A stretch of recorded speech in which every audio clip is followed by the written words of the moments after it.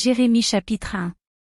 Parole de Jérémie, fils de Hilkija, l'un des sacrificateurs d'Anathoth, dans le pays de Benjamin.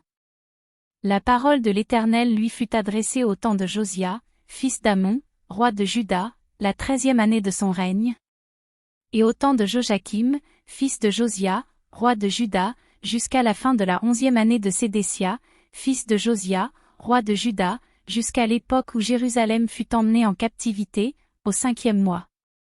La parole de l'Éternel me fut adressée, en ces mots.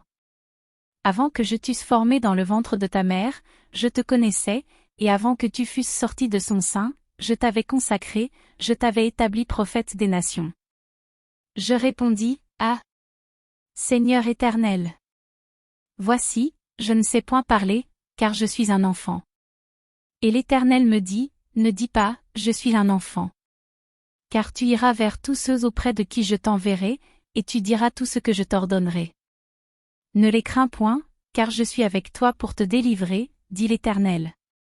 Puis l'Éternel étendit sa main, et toucha ma bouche, et l'Éternel me dit, Voici, je mets mes paroles dans ta bouche. Regarde, je t'établis aujourd'hui sur les nations et sur les royaumes, pour que tu arraches et que tu abattes, pour que tu ruines et que tu détruises, pour que tu bâtisses et que tu plantes. La parole de l'Éternel me fut adressée, en ces mots, Que vois-tu, Jérémie?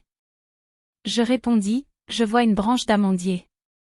Et l'Éternel me dit, Tu as bien vu, car je veille sur ma parole, pour l'exécuter. La parole de l'Éternel me fut adressée une seconde fois, en ces mots, Que vois-tu? Je répondis, Je vois une chaudière bouillante, du côté du septentrion. Et l'Éternel me dit, C'est du septentrion que la calamité se répandra sur tous les habitants du pays.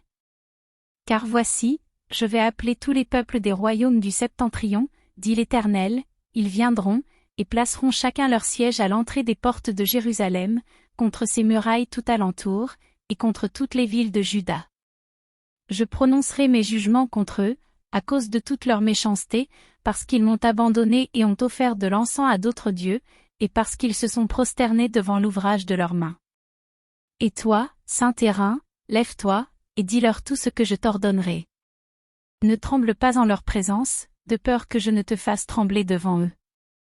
Voici, je t'établis en ce jour sur tout le pays comme une ville forte, une colonne de fer et un mur d'airain, contre les rois de Juda, contre ses chefs, contre ses sacrificateurs, et contre le peuple du pays.